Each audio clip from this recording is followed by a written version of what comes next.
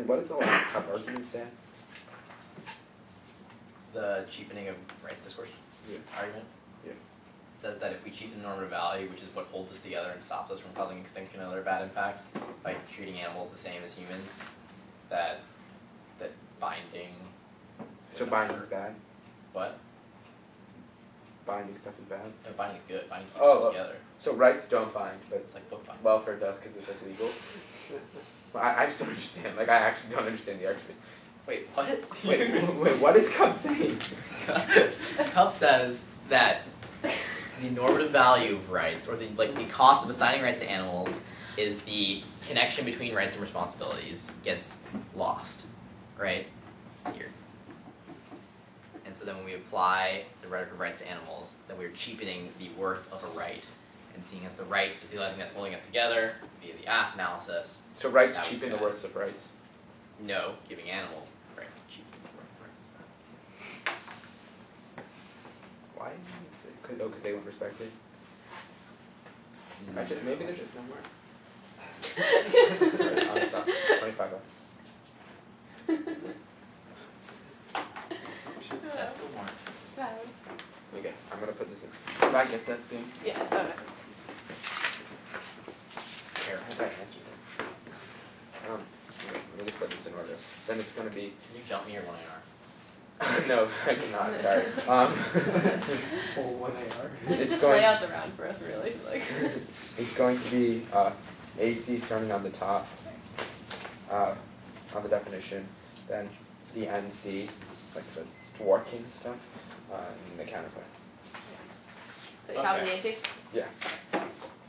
That's just 83 minutes. Let me scroll to the top of my AC. Alright.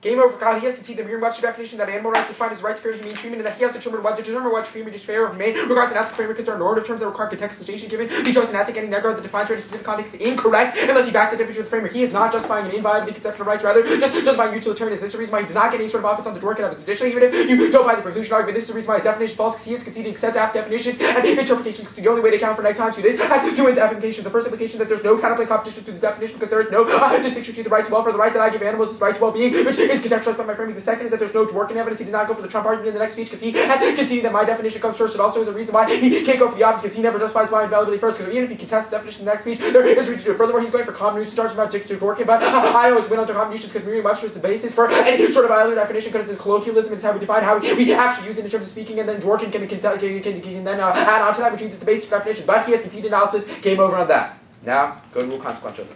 If Hooker won that only possible morality is one of the best coherence of internal convictions, this answers back to utilitarian arguments. Rule consequential coherence because the best coherence with our moral convictions because it allows for impartial assessments. It has an impartial rule which allows for partial assessment, which is the only way that we can actually accord with our moral beliefs. This thing back to is the understanding for resolvability because it means there will never be internal conflict because it's consistent with how we actually perceive morality. Additionally, the coherence comes before any sort of arguments about resolvability, which is the reason why he does not get his utilitarian argument because it is the only way to have some sort of morality that actually can govern action. Hooker, what evidence indicates why we need independently credible moral beliefs in order to have any sort of governing system. Otherwise, we risk internal conflict between ourselves and the moral rule that is guiding behind us. Then you can set Hooker 3 that indicates recognizing animal rights is a moral conviction, which means that we have an intuition to give animals rights as for the right to well-being. This is the reason why you vote for me. It also specific to animal rights discourse, so it's the reason why he doesn't co-opt it with his Frank argument. This is the first place you go for the hermit.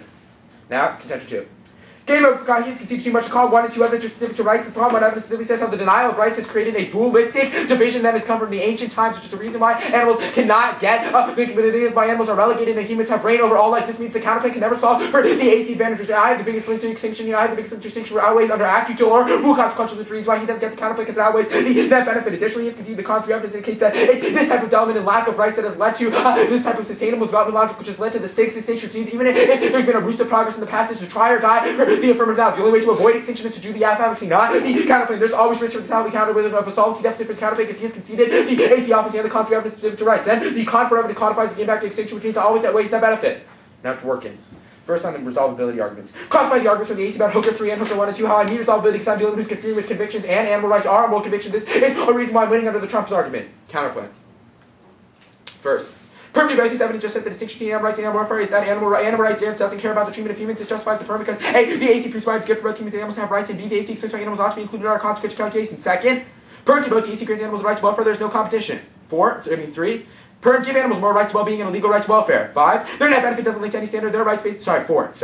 Their net benefit doesn't link to any standard. Their rights-based arguments presume an ethical theories that never justified. Now, specifically on his solvency evidence. Fiat solves the link to his net benefit because there would be no sort of disruption in the public. There would be no risk arguments. The policy that justice requires recognition and animal rights would be passed. That advocates fiat that action. Durable fiat solves the fact this is the way policy actions. If he gets net fiat, that means I get a fiat. If he gets his counterplane, there is no net benefit because it's just contesting whether or not the act will actually pass. Then on the Marcus evidence, 1, this is about activists. It's not about animal rights legislation. There's no reason why it actually leads to the public. 2nd, it says that activism has to look to suffering, which is the reason why you look to the act framework. We need to give animals the right to suffering because that's the only way for activists to have a legitimate cause. 3, there is no reason the public matters in any sort of speech. That also is outweighed by the extinction. In fact, who cares that there's small public disruptions? Now on Bruce. 1, legal rights. This is about legal rights, not moral rights. 2nd, fiat solves the link. 3, this is specific. Scratch that. 3, this is an empirical claim without empirical warrant. We have given rights in the past, i.e., we gave people the right to vote like women, and we have given slaves the right to participate in government, and this has not created a ruse of progress. This is the reason why he has no sort of empirical warrant. Additionally, if he's going to apply it to animals, we have never given animals the rights to pass. 5, you can classify the triad argument from the evidence. Now in Cup, this is also an empirical claim without an empirical warrant. There's no reason why we disrupt or give less rights to animals. We have never done it in the past, so there's no reason why he can make that predictive analysis in the future. Furthermore, the rights of the con evidence is civic to rights. Okay, can I see almost at that? Huh? I see almost at that. Oh, sorry. I thought you said something. What did you think? I don't know. I'm really tired. Here you go. Alright, I have 23.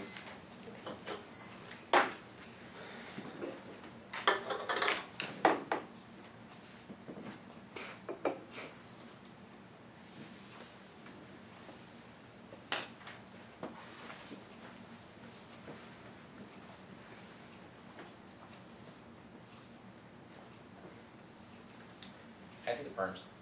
Yeah. I'm gonna look at them like while I'm talking. But Let me renumber them because I'm sorry about the numbering problem, by the way. No problem. -5. At this point, I don't even care yet. Here.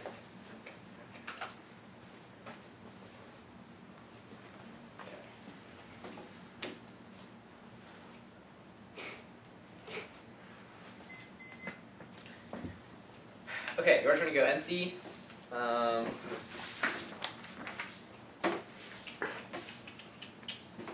Then counterplan, then AC explanations of why I am winning.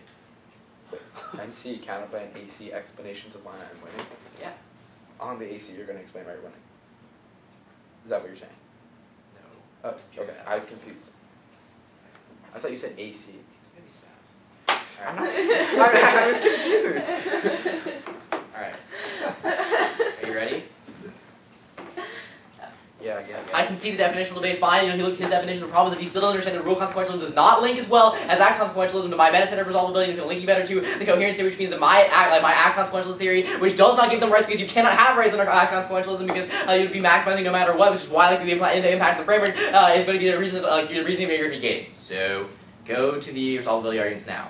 Extend the first reason why resolvability is the meta-standard because the people ask me questions like, what do I do? They must get a non-contradictory answer, and the justice must be able to resolve conflicts consistently. Then extend it. The second point that even justice itself wouldn't involve in moral analysis, but would be false. Justice would not reliably guide action. Justice requires the capacity to motivate people to follow it. And it's going to be like he argues that coherence comes before it for problems. But my theory is going to be impacting better in terms of coherence because it is more resolvable. Resolvability is the key to coherence because if it's not resolvable, then people will not follow it. That's my specific B point. That's the reason why I'm taking out his meta ethic because his meta ethic talks about like whether it's going to be coherent, whether people are actually going to be able to follow. But if theories are not they're not resolvable, then they're not coherent, then people won't follow them. So that's what I'm looking to mind. Remember the contradiction. The reason why act consequentialism would be better than rule consequentialism. Rule consequentialism doesn't have to do with in like specific extinction situations that he's talking about. He drops his analysis. Specifically says that when we're talking about act consequentialism, we always know what to do. Like but if there's a situation where rule consequentialism says that you always not be able to like murder someone because that's always going to have a bad consequence. Whereas we also don't want extinction of like all of the species, like all the 90 million like marine creatures. That is also a bad situation in which we don't know what to do because we can't like we'd be violating a rule in either situation by like not like permitting ourselves to go extinct or by like not like by continuing ourselves like to not like to like abuse animals and then lead like full extinction. So the only like to only looking to act